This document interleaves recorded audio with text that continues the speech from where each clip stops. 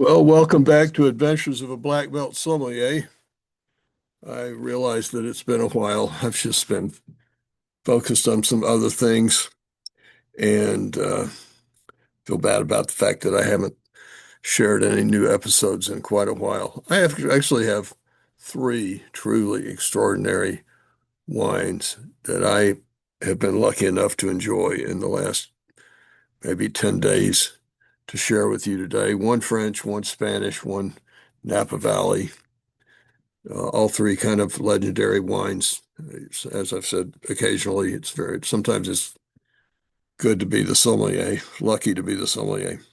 Last Saturday, I opened a bottle of 2001 Chave Hermitage Rouge for a guest, and he was nice enough to share a pretty substantial portion of the bottle with me. And at the end of the night, I tasted it, or probably drank it. You know, the reality is, Jolly Chave is maybe at the top of my list of great winemakers in the world.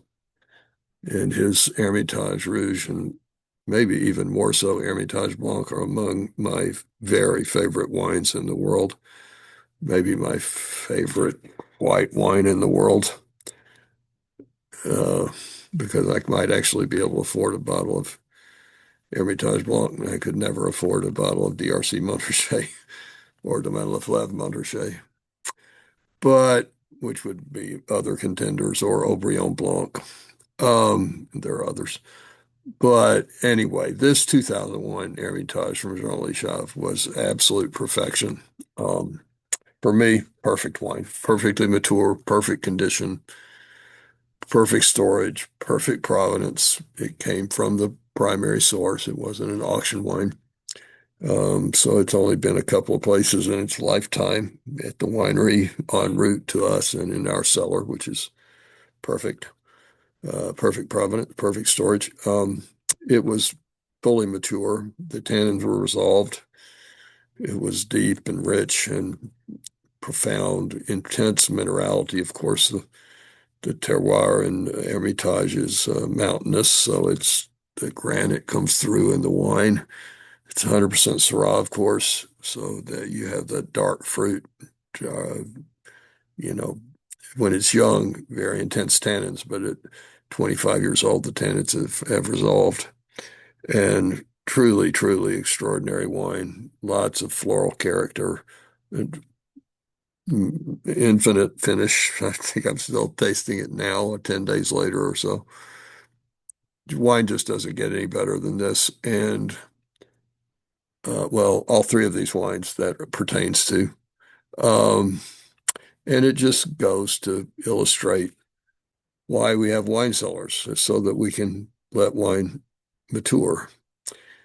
It's better to buy wine when it's released and save it and wait and drink it when it's mature than it is to buy it at auction or whatever secondary market source when it's mature. Because when you buy wine from a secondary market, you do not know, number one, if it's authentic, number two, how it's been stored. And with wines like this, 25-year-old wine, how it's been stored is crucial. And the storage, the sourcing of this wine and the storage of this wine paid off. It is truly extraordinary.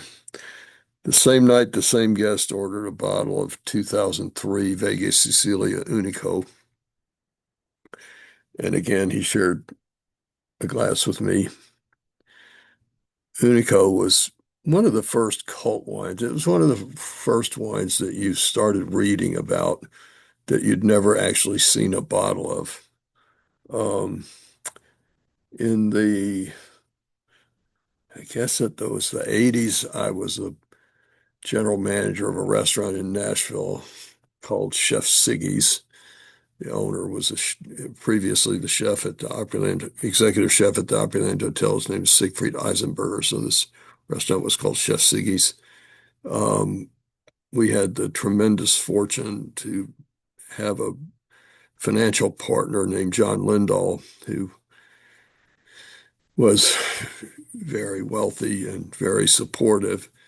And this is going to require some maturity, but um, at the time, the most significant wine collector in America at the time was a Fort Worth neurosurgeon named Marvin Overton. Marvin Overton was reborn, became a Christian minister, and stopped drinking. And Mr. Lindahl, John Lindahl, bought Marvin Overton's wine collection. I won't tell you what he paid, but he paid a lot less than it was worth. Mr. Lindahl gave us at this restaurant Marvin Overton's wine collection to be our wine list. And then we just paid him on consignment as we sold the bottles. It was incredible. We had lots of old Burgundies from people like wineries like Pierre Ponel from the 30s, 40s, 50s. We had two cases of 1931 Quinta de Noval Nacional port, which is regarded as the greatest port ever made. We had two cases. But we also had several vintages of Vega, Sicilia, and Unico. So I was lucky enough to open and taste several vintages. This wine, for that reason, this wine has a soft spot in my heart. But because we at a time when it was highly regarded and highly touted, but it was very rare to see a bottle. We had quite a bit of it, and again, this wine at 23 years old, no, yeah, 23 years old, was absolutely remarkable. Um, so it's Tempranillo for Ribeiro from what I would say the first kind of cult wine that I was aware of. Um, Again, tannins completely resolved, powerful, powerful, intense, massively concentrated, huge mouthful of wine. Um, Extraordinary, and again illustrates why it's a good idea, why we have wine cellars and let wines age until they're mature, because then they become something amazing like this. And then this week, I opened a bottle of 1997 Joseph Phelps Insignia. Again, 97, so 29 years old, legendary Napa Valley Bordeaux blend. Incredible wine, just incredible wine. It's, as I said, sometimes it's really good to be the sommelier because you get to share in these extraordinary wines that when people are generous enough to share them with you. Um, Three incredible wines. I would say the 97 Insignia was a perfect wine. You can talk about points or whatever, however you want to categorize this, but that was a perfect wine. I don't know that you can find these three wines. And again, if you find these three wines on the internet through Wine Searcher or something, you can't guarantee that it's authentic. You can't guarantee how it's been stored and all that. So it's kind of a roll of the dice.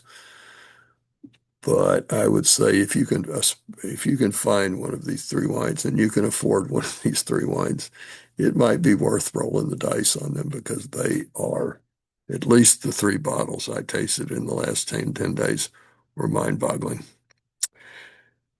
Thanks for tuning into Adventures of a Black Belt Sommelier. I promise I will do a better job of sharing more episodes in the coming weeks.